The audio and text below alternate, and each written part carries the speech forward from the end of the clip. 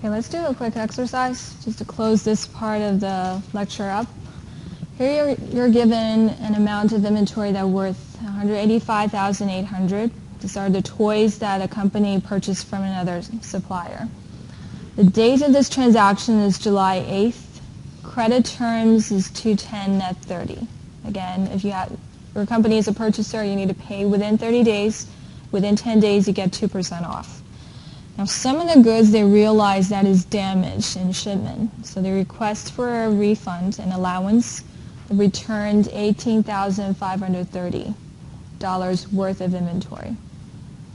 Okay, so for this company here, this transaction, the return happened 4 days later. Now, here are two cases, two questions for you. If this company pay after the discount period, what would be the amount that they pay after the discount period? And if they pay within the discount period, both cases using the same data here, what would be the amount here? Okay, so today let's just deal with the amount, not the journal entry. Just think about what is the amount that you're paying after discount period, or if your company is able to pay within discount period, what would be the dollar amount?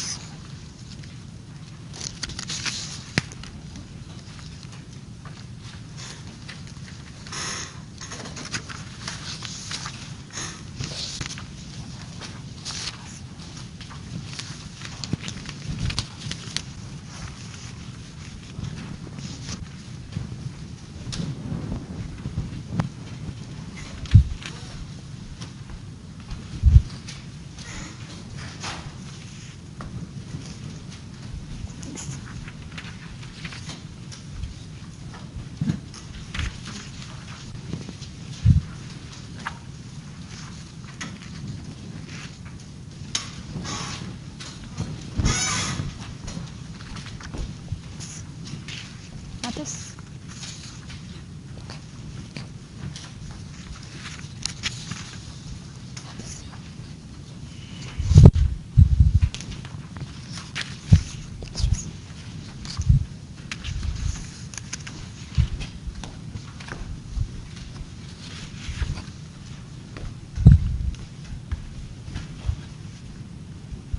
Okay, I just passed around a handout for some of the transactions that we talked about today on the left side, and then also practice questions. So any of you that didn't get a copy? The handout is also on Blackboard, so in case you lose it, you can still download it from Blackboard under course documents. So on Wednesday, we'll talk about sales entries, so you can see the differences by comparing these two columns.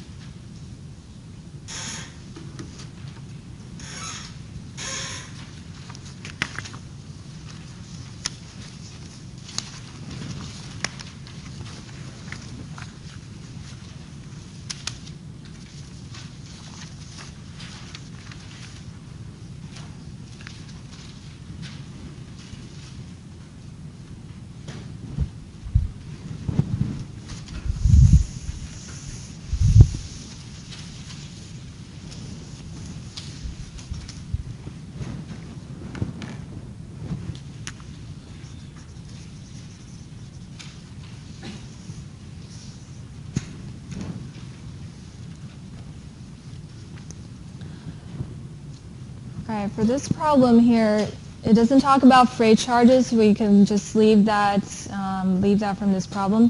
It only talks about the original cost of the inventory, talks about discount period, and also the value of the goods that is not useful for your company after receiving it. So you have the inventory in the left side. There will be a transaction that debits inventory, credit accounts payable, $185,800. After inspecting the inventory, the goods are not useful, and altogether the ones that are not useful being shipped back is worth $18,530. Okay, so going back to that inventory account, remember left side increase when we purchase inventory. Right side will decrease whenever there's discounts or returns. Okay, so the first question here, if we do not pay within discount period, then you don't have to worry about discount. There's only these two numbers, really.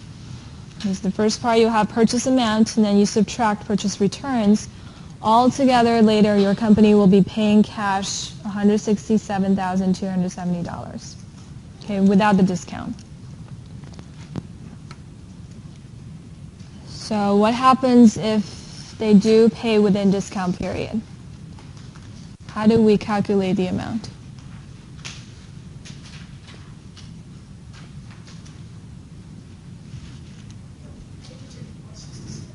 Mm-hmm.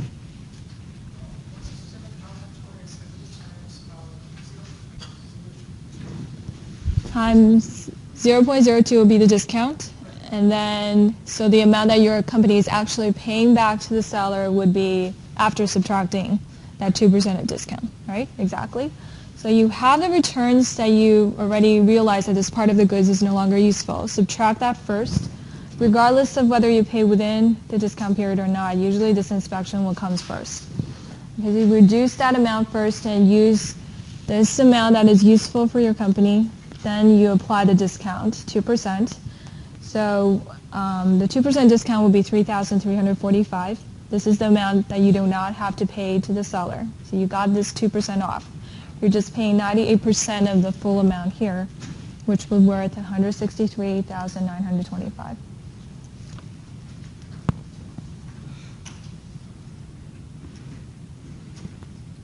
All right, so this is just a dollar amount, but today when you go back, try to think about transactions, how you would apply this to the transactions of purchase returns.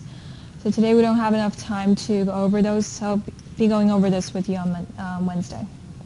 Okay, but here is just the cash amount that you're paying with the discount period or after the discount period, the differences.